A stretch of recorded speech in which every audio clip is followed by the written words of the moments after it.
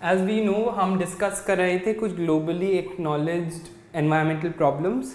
हमने बात की थी रिसोर्स डिप्लीशन की, पोल्यूशन की, ग्लोबल वार्मिंग की। इसी सीरीज़ में अब हम आगे बात करेंगे ग्लोबली मॉडिफाइड ऑर्गेनिजम्स की, जिसका मतलब है सीड्स को जल्दी पैदा करने के लिए या प्लांट लाइफ जल्दी बढ़ाने के लिए उनमें कुछ केमिकल्स डाल दिए जाते हैं जिससे उनकी ग्रोथ जल्दी हो जाए मार्केट के प्रोडक्शन के लिए। बट ये जो सीड्स हैं बहुत हार्मफुल होते हैं ह्यूमन बींग्स के लिए। Genetically modified organisms is basically when injections and other harmful pesticides and stuff is used to shorten the growing time for particular seeds, and such seeds are called high yielding seeds. Today it's one of the greatest challenges that we are facing in the society, which has resulted in several health issues of the people. Now we move on to discuss man-made disasters. Man-made disasters वो disasters हैं जो इंसान बनाता है खुद अपने negligence या ignorance की वजह से। उसका एक एग्जाम्पल है Bhopal gas tragedy.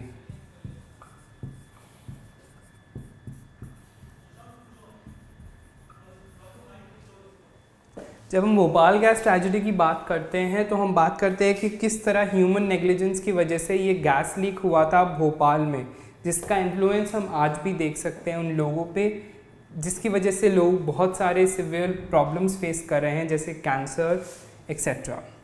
Natural disasters वो डिज़ास्टर्स हैं जिस पे ह्यूमन बींग्स का कंट्रोल नहीं होता, जैसे सुनामी,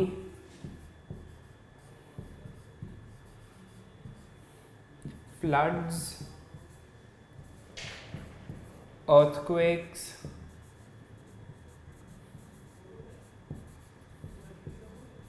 drought।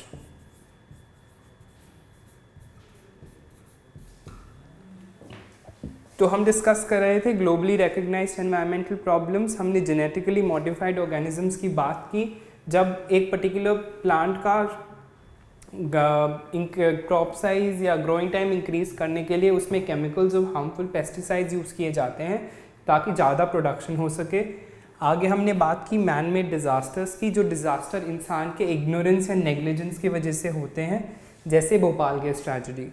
उसके बाद हम आगे बढ़े, हमने बात की नेचुरल डिज़ास्टर्स की जो हमारे कंट्रोल में नहीं हैं और नेचर की वजह से होते हैं, जैसे सुनामी, फ्लड्स, अर्थक्वेक्स या फिर ड्रॉट। ड्रॉट मतलब सूखा।